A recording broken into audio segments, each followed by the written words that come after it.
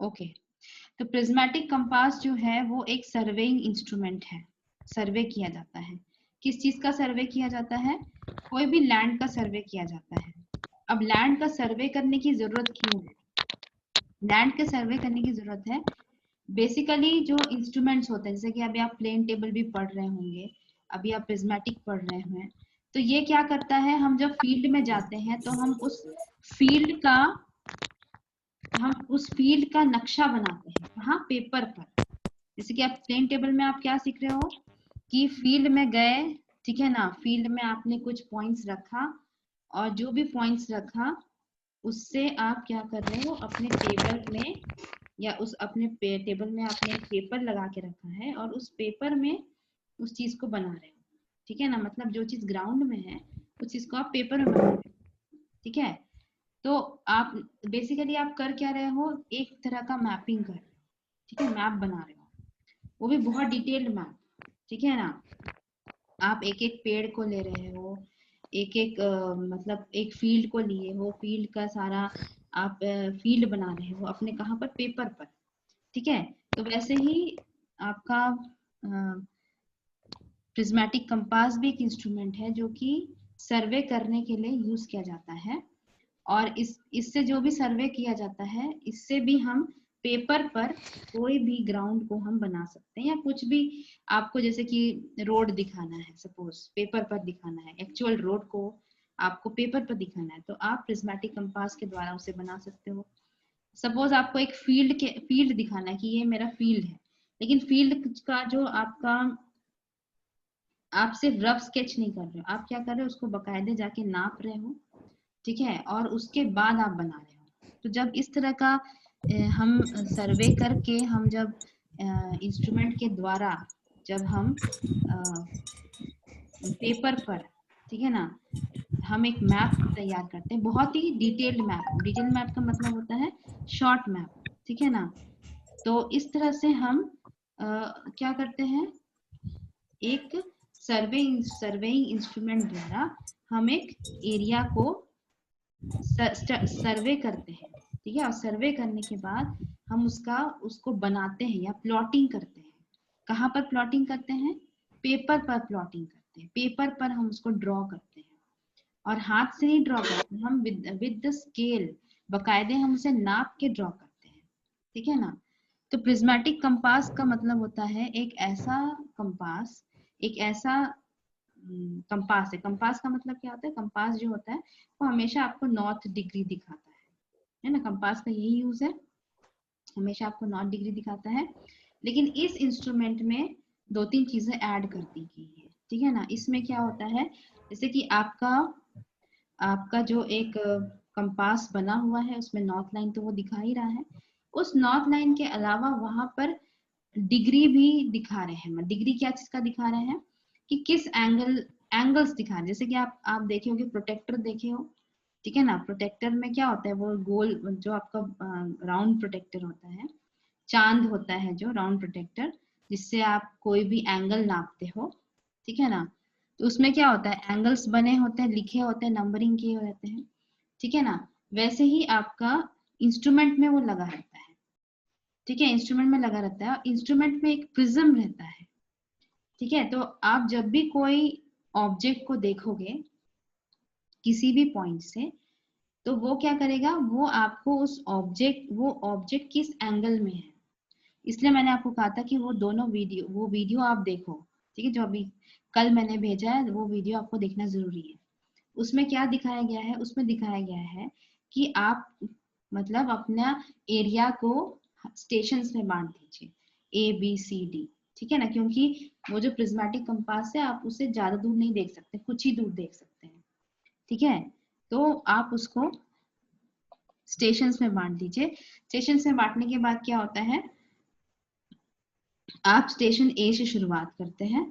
ठीक है, दो तरह के ट्रैवर्स होते हैं, एक ओपन ट्रैवर्स होता है। ओपन ट्रैवर्स का मतलब होता है कि आपने मान लीजिए पॉइंट ए से आपने सर्वे करना स्टार्ट किया, तो आपका पॉइंट ई पर जाके खत्म, मान लीजिए 5 पॉइंट है ABCDE। ठीक है, तो ई पर जाके खत्म होगा।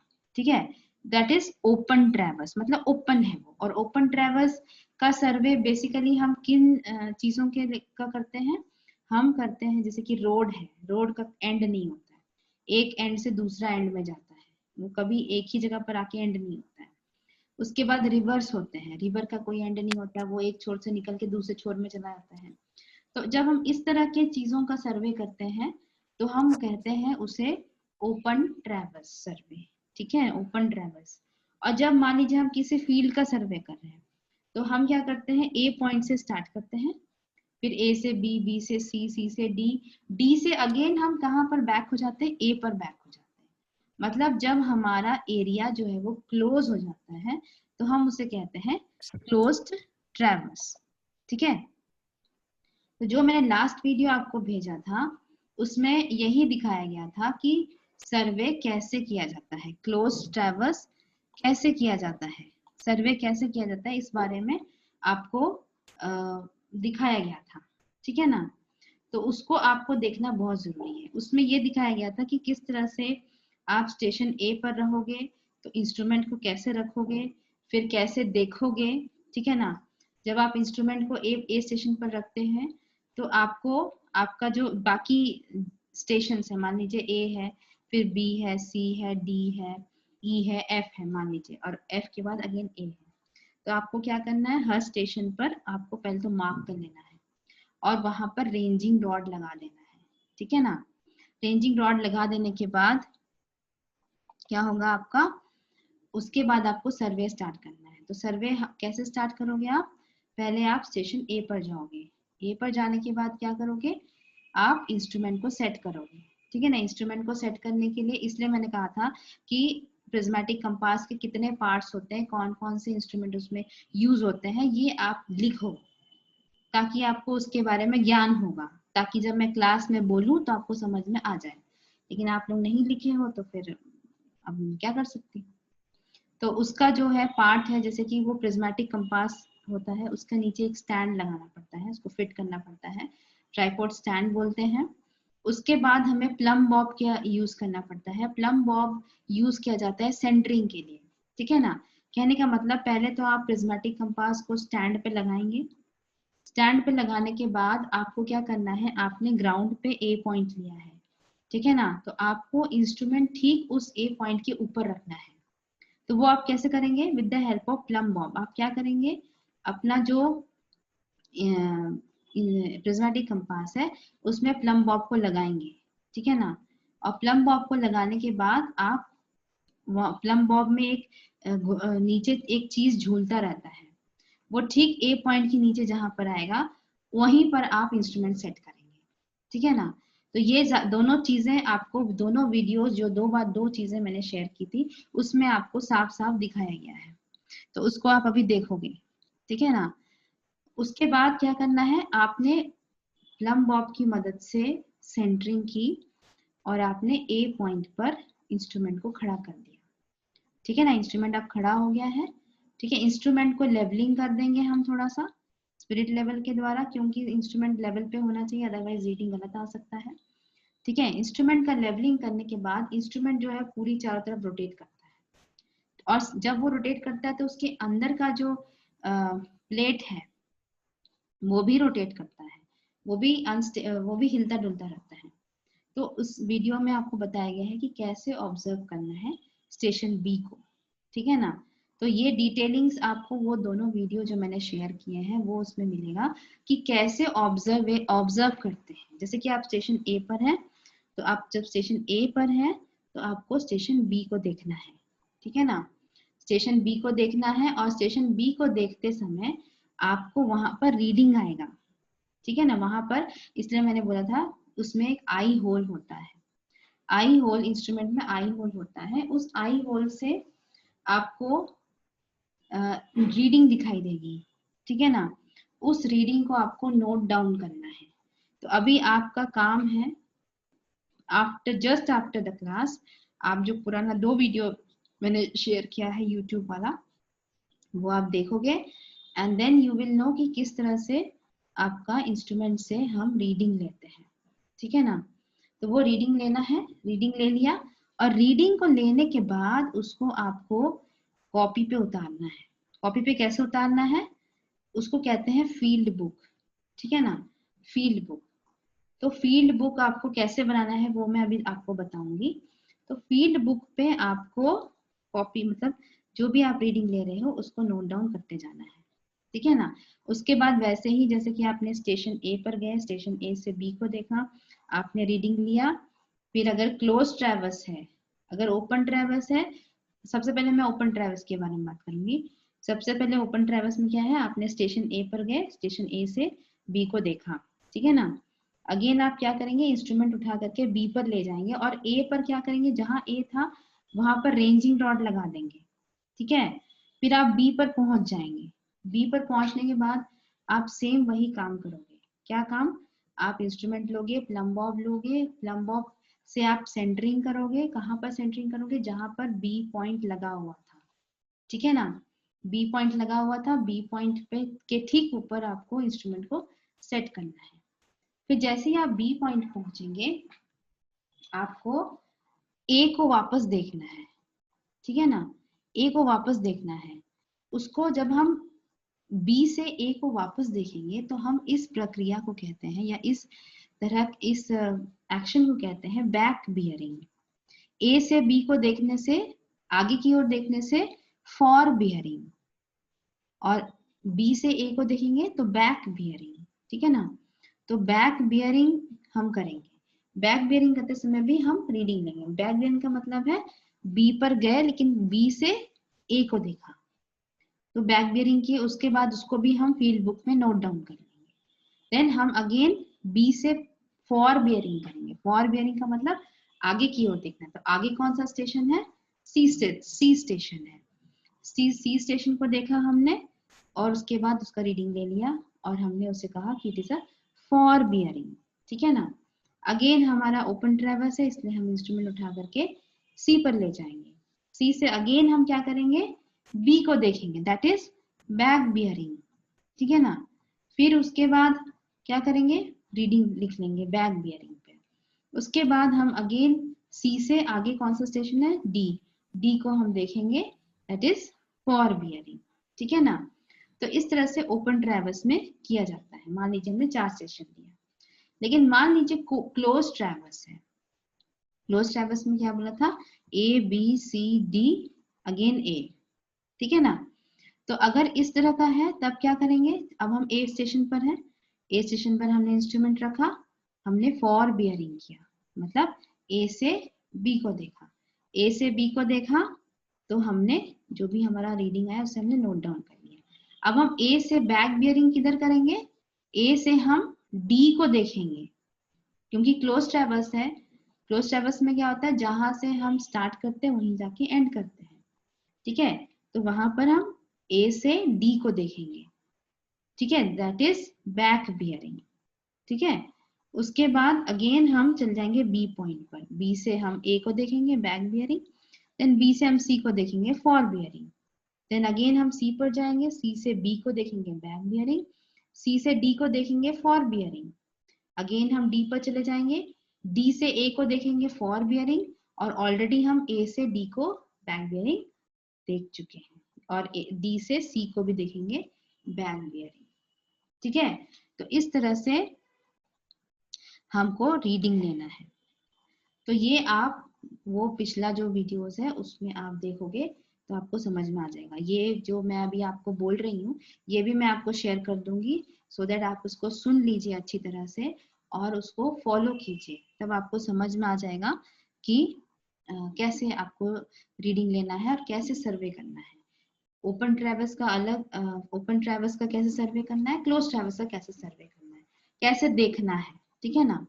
अब क्या है, हमारा फील्ड बुक कैसे दिखता है, ठीक है ना। तो आज हम देखेंगे कि फील्ड बुक कैसे दिखता है, ठीक है। तो ये है आपका फील्ड बुक, ठीक है। तो फील्ड बुक में आप यहाँ पर थोड़ा सा हम देखेंगे, फील्ड बुक में ये क्लोज ट्रैवर्स का फील्ड बुक है, ठीक है ना, क्लोज ट्रैवर्स का फील्ड बुक है।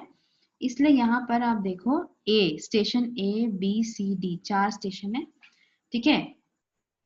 लाइन है ए से बी, बी से सी, सी से डी एंड डी से ए, ठीक है। अब यहाँ पर थोड़ा सा हम बैक करते हैं। हाँ, इसमें देखिए यहाँ पर है ए से बी, ठीक है। और इसमें और एक चीज है कि जब हम ए से बी लाइन को चेक कर रहे हैं तो हम बीच में जो उसका डिस्टेंस है उसको भी हम नापते जाएंगे with the help of tape, ठीक है। तो यहाँ पर डिस्टेंस नापा हुआ है, ए से बी का डिस्टेंस है 12 सेंटीमीटर्स में है, मीटर में लेंगे, ग्राउंड में जब हम रहेंगे तो मीटर्स में हमें रीडिंग लेना पड़ेगा, इसलिए 12 मीटर्स है। Then B to C is 10 meters, C to D is 13 meters and D to E is 11 meters का डिस्टेंस है।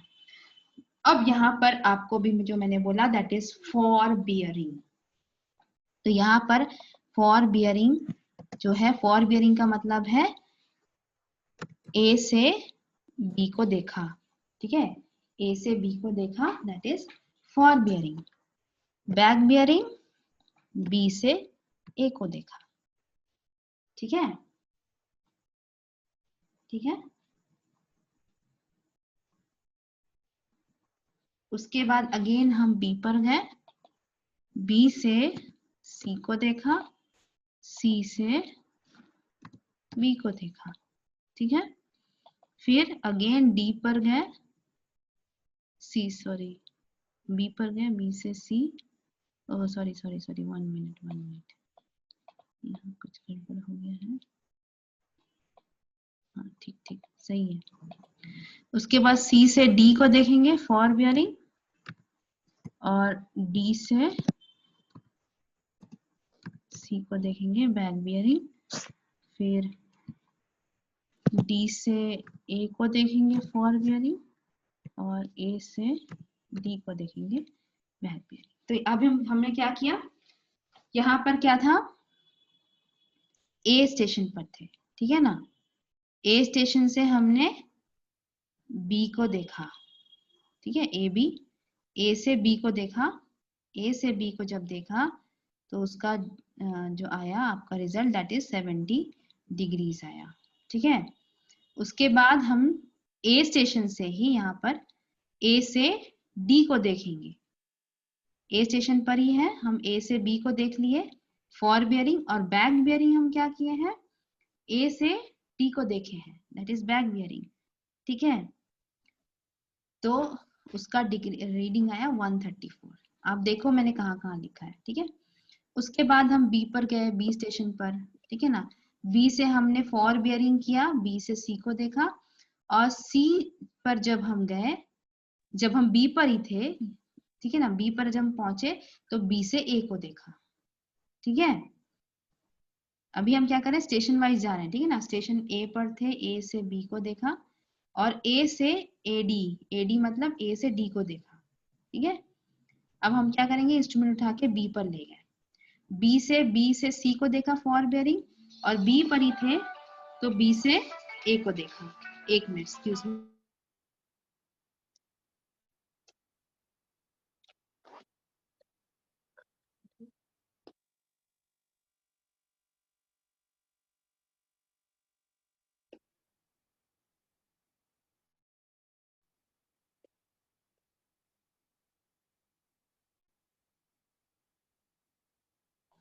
ओके क्लास,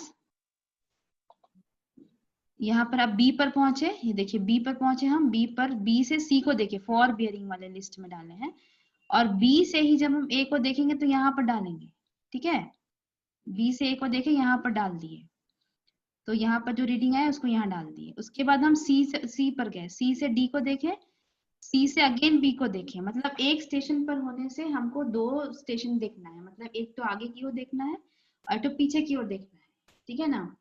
उसके बाद अगेन हम डी पर गए, डी से ए को देखे, और डी से अगेन सी को देखे, ठीक है। तो ये आपको ध्यान देना है, जब भी आप रीडिंग लिखोगे तो आपको ये चीज ध्यान देना, इसलिए मैंने ये लिख दिया, ये मैं शेयर भी कर दूंगी आपको, और आपको एक एक्सरसाइज दूंगी, ठीक है ना, जिसमें कि आप रीडिंग लिखोगे, ठीक है, कितना रीडिंग हो, वैसे तो आपके पास इंस्ट्रूमेंट नहीं है, लेकिन फिर भी आप उसको देख के रीडिंग लिखोगे। और रीडिंग कैसे, अभी अभी जो मैंने लास्ट जो वीडियो शेयर किया है वो थोड़ा इंग्लिश में है, लेकिन उसमें रीडिंग लिखा गया है, तो उस रीडिंग को आप मेरा जो हम अभी आपको एक्सप्लेन किए उससे मैच करके आप थोड़ा सा स्टडी करो थोड़ा अच्छे से, क्योंकि दिस इज वेरी इंपॉर्टेंट, ठीक है ना, कि कैसे हमें फील्ड बुक में एंट्री करना है, ठीक है।